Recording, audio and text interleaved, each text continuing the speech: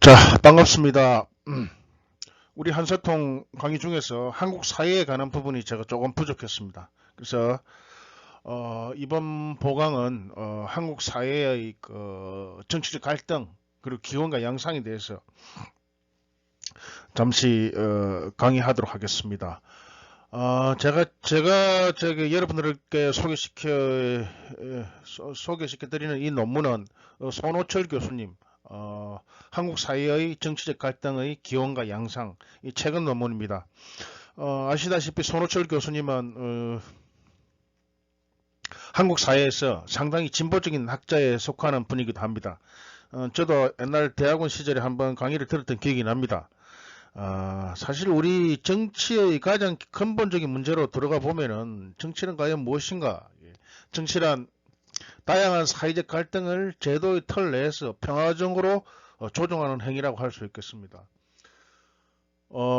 이 손호철 교수의 논문은 우리 사회의 정치적 갈등 문제를 살펴보는 것이 그 목적이고 또 1차적으로 한국 정치의 갈등 기원과 이후 전개 과정을 보고 있습니다. 그래서 이에 기초해서 한국의 정치 갈등 구조, 정치 균열 구조가 가진 문제점을 검토하고 있습니다. 자, 사실 인류의 역사에서 가장 중요한 파당과 갈등은 있는 자들과 없는 자들의 갈등입니다. 계급 갈등이죠. 현대 사회에서도 자본대 노동의 갈등은 기본적인 것입니다. 그렇다고 계급만이 매우 중요하다 이런 의미는 아닙니다. 사실 우리가 유럽에서 볼 수 있듯이 이 사회적 갈등이 정치적으로 이 사회당, 사회민주당 같은 진보 대 보수라는 정치 균열로 나타나는 것이 일반적입니다. 그러나 미국은 그렇지 않죠. 미국은 신세계에 따른 봉건적 계급 질서의 부재, 또 이민에 의한 다인종성 등 여러 가지 이유로 인해서 선진국 중 유일하게 사회주의 정당이나 진보 정당이 부재한 나라입니다. 진보 정당이 부재한 나라입니다. 우리는 이를 가리켜 미국 예외주의라고 부릅니다. 마찬가지로 우리에게도 미국과 마찬가지로 제대로 된 진보 정당이 부재하다는 한국 예외주의가 있습니다. 미국 예외주의나 한국 예외주의나 이 예외주의는 뭐 제대로 된 진보 정당이 부재하다. 그럼 그렇다면 우리나라에서는 왜 제대로 된 진보 정당이 부재할까요? 바로 분단 체제 때문이다. 입만 열면 자칫 잘못하면은 빨갱이로 몰리고 뭐 주사파로 몰리고 이런 실정이니까요. 이게 거의 지금 70년을 지속해 온 겁니다. 사실 뭐 관점에 따라 다르겠지만 문재인 대통령은 보수 대통령을 할 수 있습니다. 사실 이 진보라는 말도 이 진보를 가장 좁게 해석을 한다면은 자본주의를 좀 극복하자 이게 진보거든요. 넓은 의미에서는 진보는 뭐 이 사회의 발전, 세계의 발전한다는 그런 의미에서 진보겠지만 가장 좁은 의미에서 우리가 진보라고 했을 때는 자본주의를 좀 지향하자. 사람이 사람을 잡아먹는 이 자본주의, 이 야수 같은 이 자본주의를 좀 지향하자. 공동체를 좀 만들고.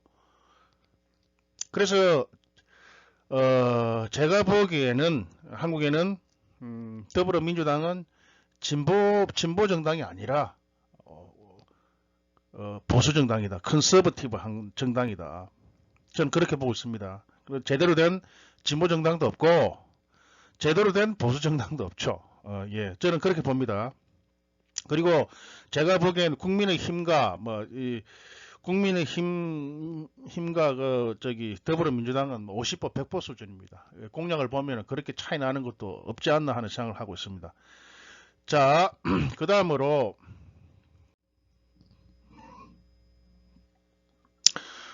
어, 한국 정치 균열의 기원과 전개에서 사실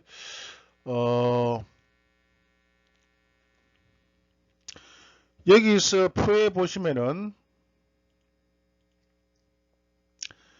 이 1945년부터 지금까지 쭉 이렇게 갈등의 강도, 예를 들면 갈등의 강도 지역주의, 민주 대 반민주, 세대, 진보 대 보수, 젠더.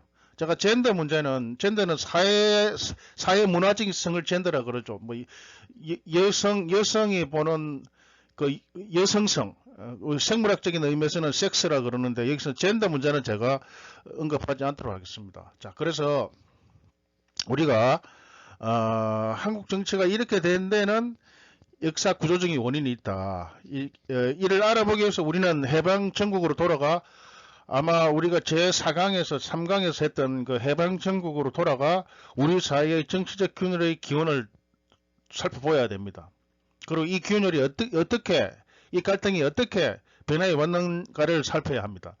자, 우리가 1945년 해방을 맞자 한국 사회에서는 그동안 일제에 의해 심화되어 왔지만 조선 총독부라는 막강한 국가에 억압되었던 식민지 봉건제의 모순이 폭발했습니다.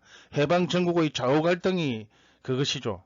좌우 갈등은 크게 보아 친일파의 처리 문제, 농지 개혁, 앞으로 건설할 국가의 성격이라는 이 세 가지 쟁점을 둘러싸고 갈등이 일어났던 것입니다. 그리고 남한에서는 미국의 도움 아래 이승만을 비롯한 친미 거구 반공 세력이 승리했죠. 그리고 1953년 한국전쟁 종전과 함께 45년부터 53년간 8년 동안 지속되었던 해방전국 그리고 이 좌우 이념 대립은 막을 내리게 되었습니다.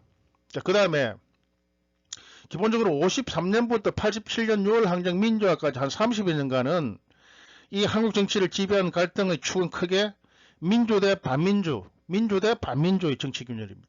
반민주라는 의미는 독재라는 의미입니다. 민주의 반대는 독재죠. 그 다음에 이제 진보 대 보수는 그렇게 강도가 높지는 않았습니다. 그래서 기본적으로 53년부터 87년까지 거의 한 30여 년간 한국 정치를 지배한 것은 민주 대 반민주의 정치 균열이다. 그 이유는 두 가지입니다. 왜? 우선 진보 세력의 몰락과 부재입니다. 진보 세력이 사라지고 보수 세력만이 존재하는 상황에서 유럽과 같은 진보 대 보수의 대결 구조는 애당초 불가능했죠. 입만 열면은 뭐 빨갱이다 하고 이렇게 잡아갔으니까 말이죠. 예외가 또 없는 것도 아닙니다. 그런데 1950년대 조봉암의 진보당 실험이 있었지만 이는 아주 예외적인 일탈 사례일 뿐이죠. 자, 그 다음에 이 같은 정치 갈등 구조는 그러니까 1980년대 들어서 일정한 변화가 일어납니다. 왜냐? 비극적인 강주 학살 이후에 1953년 이후 사라진 반미와 진보가 부활한 것이죠.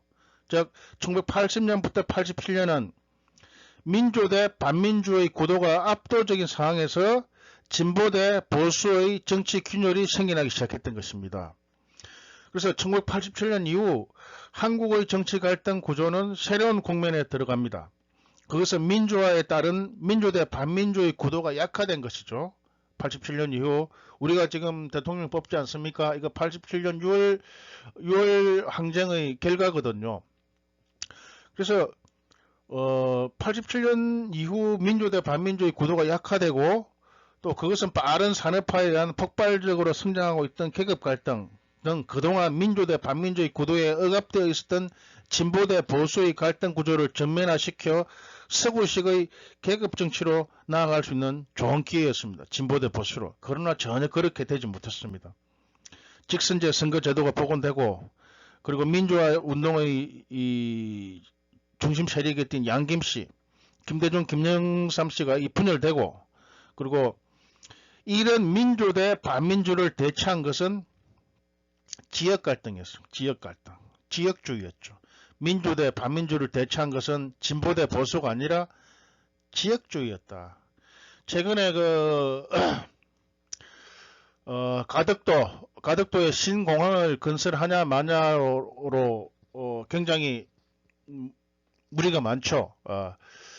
그래서 보는 각도에 따라 다르겠지만 왜 정부가 새삼스럽게 또 멀쩡한 김해공항을 할 줄을 하나 더 만드는 것으로 박근혜 정부 때 일단락 되었습니다. 또 외국에 그 프랑스 어디 프랑스에 용역을 줘가지고 결론은 김해 공항을 확장시킨다.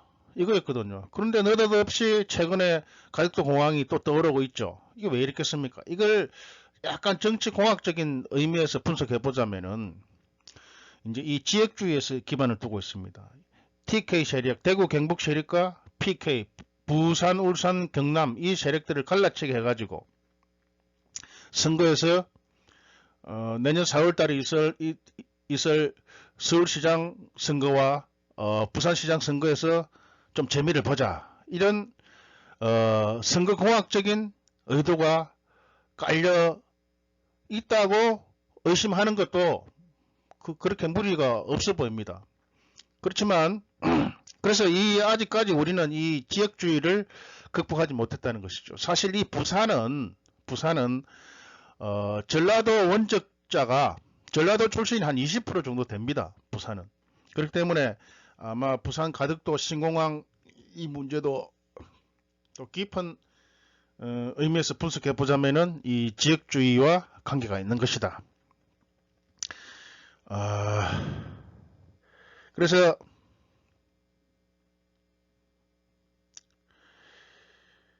이 지역주의는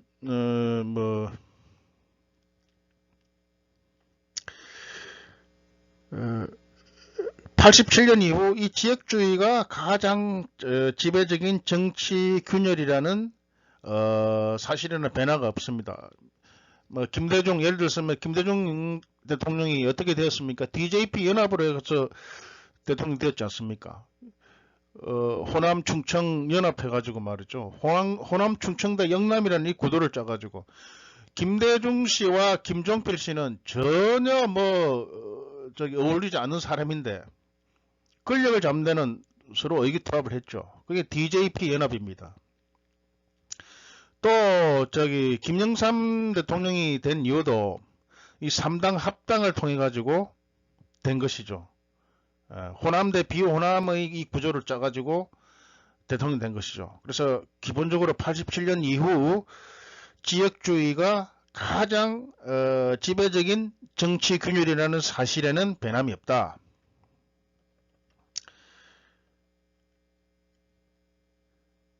물론 이제 이 지역주의가 압도적인 우위 아래 약화되고 있지만 사라지지 않는 민주 대 반민주, 부상하고 있지만 자리 잡지 못한 진보 대 보수가 이 착종되어 있다, 혼합되어 있다는 것이죠. 그래서 지역주의, 민주 대 반민주, 세대 갈등, 진보 대 보수, 젠더 이런 문제들이 혼합되어 같이 나타나고 있다. 이렇게 보고 있습니다. 자, 그 다음에 우리가 이 정치 갈등을 볼 때 2002년 이후에 새로운 변화가 나타났는데 그것은 노무현과 이해창이 충돌한 2002년 대선에서 2030 대 5060이라는 세대 갈등이 등장한 것이죠. 2002년 이후의 한국 정치는 약화되고 있지만 아직 지배적인 지역주의 아래 또 약화되고 있지만 사라지지 않는 민주 대 반민주 그리고 부상하고 있는 세대 갈등이 부차적 갈등으로 결합하고 또 부상하고 있지만 자리 잡지 못한 진보 대 보수가 3사적 갈등으로 자리 잡고 있다. 이게 보시는 게 바로 이겁니다. 이게 아주 균열의 갈등의 강도가 가장 높은 것이 지역주의고 그 다음 민주 대 반민주, 세대, 진보 대 보수, 젠더다. 이렇게 나오겠죠. 자, 한국 정치의 지역 균열 지수를 본다면은 제가 좀 전에 말씀드렸다시피 부산에는 전라도 출신의 원적지가 전라도 출신인 사람들이 한 20% 가량 있습니다.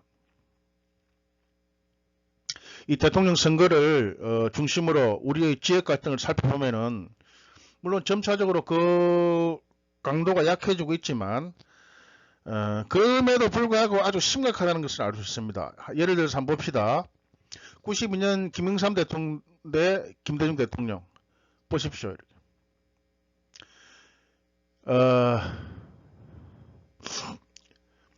지역 균열 지수가 이 문재인 대통령 대 홍준표 후보 2017년 이 선거에서는 사실 문재인 대통령은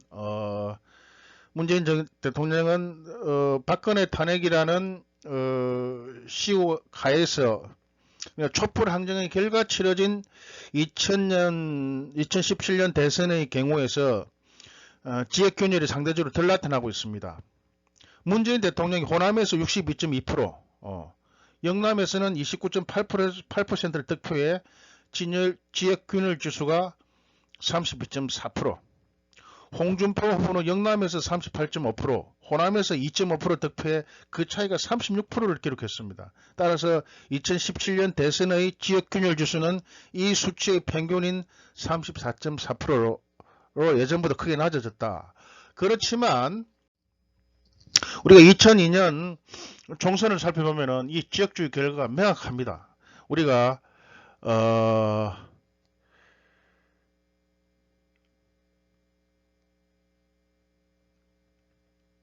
자, 구체적으로 2020년 총선을 보면은 더불어민주당은 호남에서의 득표율이 96.5%입니다. 지금의 국민의힘으로 바뀐 미래한국당은 영남에서의 득표율이 86.3%입니다. 또 여기에 좀 주목할 만한 것을 제가 보충 설명을 하자면은 또 세대 균열의 변화가 생기고 있다는 것이죠. 세대 균열, 그리고 세대 균열을 말은 과거에는 2030 대 5060 이렇게 나눠졌다면은 지금은 50대의 진보 노인이 등장했다.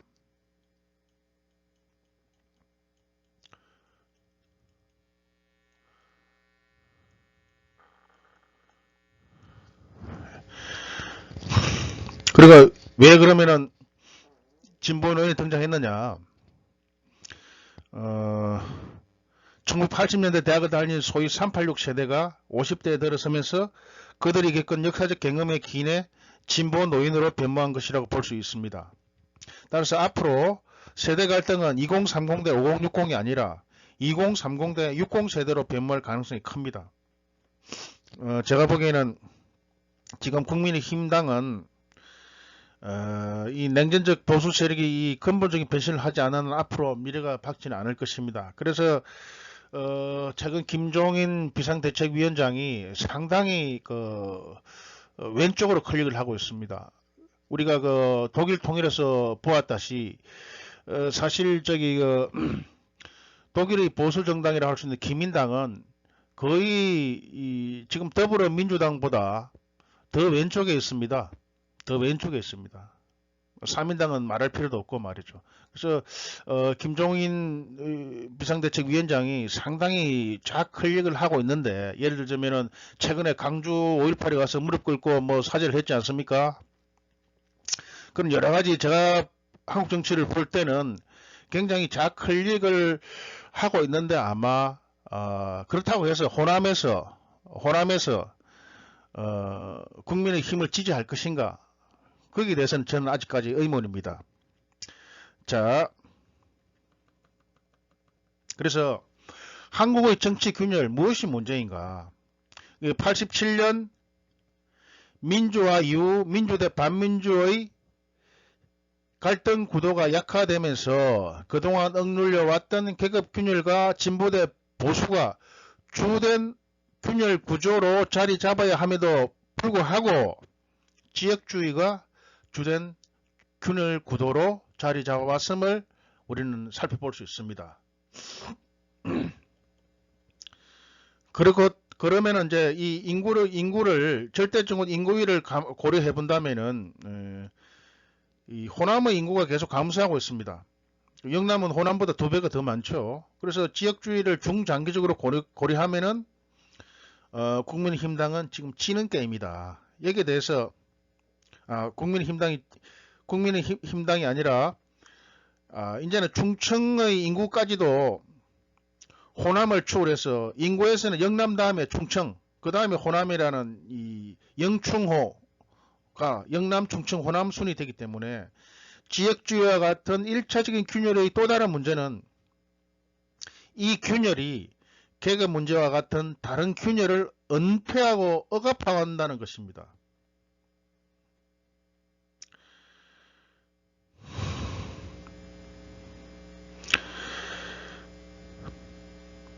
그래서 예를 들자면은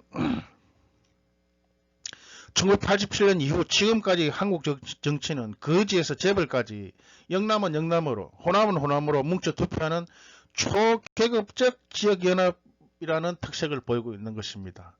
자, 이게 한국 사회의 정치 균열의 가장 큰 문제입니다. 그 다음에 우리가 이제 사회적 불평등 지수, 이제 이 진위 계수를 한번 살펴볼 텐데요. 지금 사실 우리 사회가 이 양극화, 지금 뭐 소득 불균등, 양극화와 계급 갈등이 날이 갈수록 심화되고 있다는 것을 저는 직감적으로 느낄 수 있고, 특히 또 1997년 IMF 경제 위기 이후 무비판적으로 전면화시킨 시장 만능의 신자유주의의 결과로 이 양극화와 흑수저 사회가 전면적으로 사회적 통합을 위협하고 있습니다. 우리가 이제 이 불평등을 측정하는 진위 계수는 1이면은 완전 불평등, 0이면은 완전 평등으로 그나마 선진국 중 복지가 가장 잘 돼 있는 북구는 북유럽이죠. 0.24. 그 다음에 프랑스, 독일과 같은 대륙형은 0.27. 그 다음에 영국과 미국은 0.34.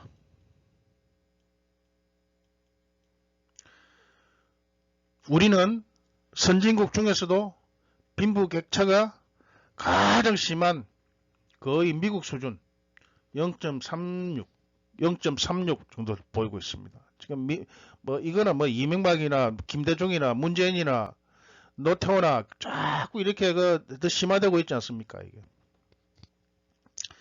그래서 이 불평등이 심화되고 있다. 그 다음에 우리가 이제 사회적인 유동성에 대한 국민의식 변화를 보면은 노력에 따라 개인의 지위가 높아질 수 있다. 이렇게 답한 사람이 94년에는 그나마 60%는 됐는데 2015년 21.8%. 노력해도 개인의 지위가 높아지지 않는다. 62%. 즉 무슨 말이냐 하면은 개천에서 용나기는 틀렸다. 이런 의식을 보여주고 있습니다. 사실 그렇죠. 그래서 흑수저니 금수저니 뭐 이런 말을 많이 쓰지 않습니까? 우리가 뭐 금수저 흑수저 이런 이야기를 하는데 사실 왜 수저 이야기를 하냐 그러면은 우리가 사실 그 어원이 근원이 용어의 근원이 어디서 있느냐 그러면은 홍루몽이라는 그 소설이 있습니다. 이제 중국 사람들은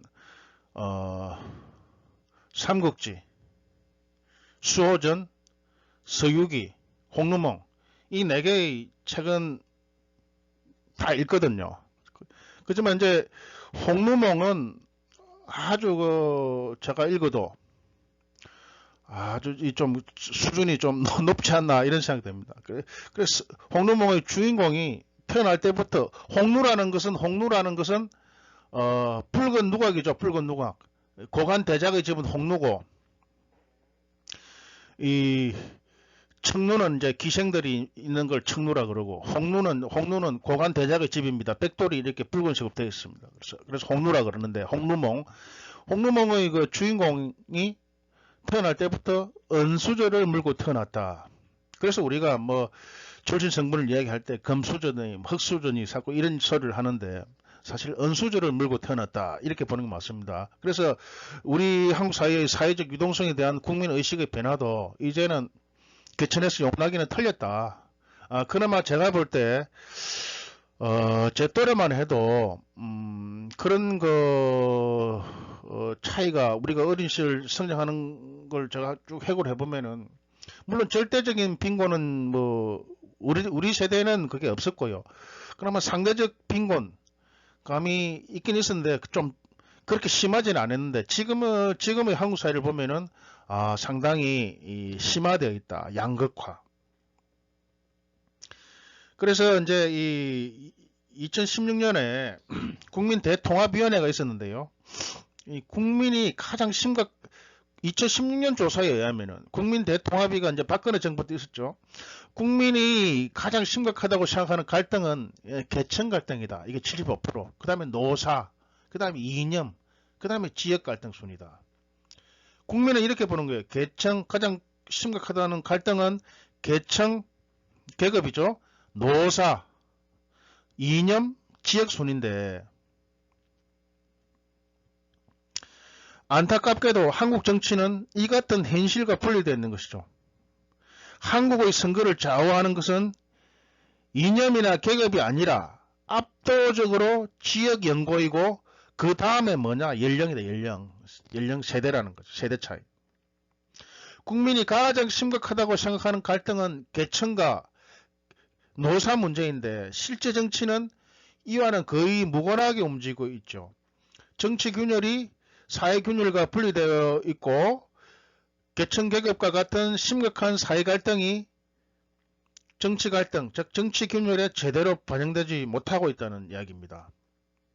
이 같은 현실을 극복하기 위해서는 우리 시민사회 속의 계급적 균열을 정치사회의 정치적 균열로 반영시키지 못하고 있는 현재의 초계급적인 지역연합을 지역을 넘어서 노동자 계급과 민중이 함께하는 초지역적 계급연합으로 전환시켜야 한다. 이렇게 보는 것이 손호철 교수가 지적하고 있는 것입니다. 자, 그렇다고 이제 제가 권력이 심하게 기울어진 곳에서 화정 정치는 가능하지 않다. 무엇보다도 먼저 거대 보수 지역 정당에 유리하게 기울어진 운동장을 바로잡아야 한다. 또 다양한 차별을 방지할 수 있는 차별금지법을 제정해야 한다. 그러나 무엇보다도 시급한 것은 선거민주주의의 경기규칙을 정상화하는 것이다. 최소한 소수 세력이 자신들이 받은 표만큼이라도 의석을 차지할 수 있도록 독일식의 제대로 된 연동형 비례대표제를 선거제도로 개혁해야 한다. 노동자, 여성, 장애인, 성소수자 등 다양한 사회적 약자들에게 불리한 선거와 정치의 규칙을 바로잡지 않고서는 한국 사회의 하정 정치는 불가능하다. 이렇게 보고 있습니다. 자, 여기까지 제가 한국 사회의 갈등의 기원과 양상, 한국 사회의 갈등은 기본적으로 지역주의가 가장 근본적인 것이다는 내용입니다. 자, 여기까지 하겠습니다.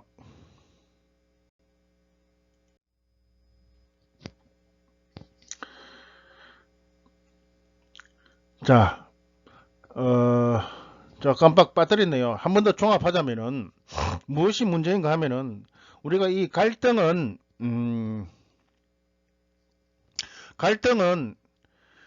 국민이 가장 심각하다고 생각하는 갈등은 계층, 노사, 이념, 지역 순인데 한국 정치는 현실과 분리되어 있고 한국의 선거를 좌우하는 것은 이념이나 계급이 아니라 압도적으로 지역 연고나 그 다음에 연령이라는 것이 연령. 계층과 노사 문제가 심각한데 실제 정치는 이와 무관하게 움직이고 있다. 이를 위해서는 현재의 초계급적인 지역을 넘어서 노동자 계급과 민중이 함께하는 초지역적 계급연합으로 전환시켜야 한다는 게 이 논문의 결론으로 이야기하고 있습니다. 자, 여기까지 하겠습니다.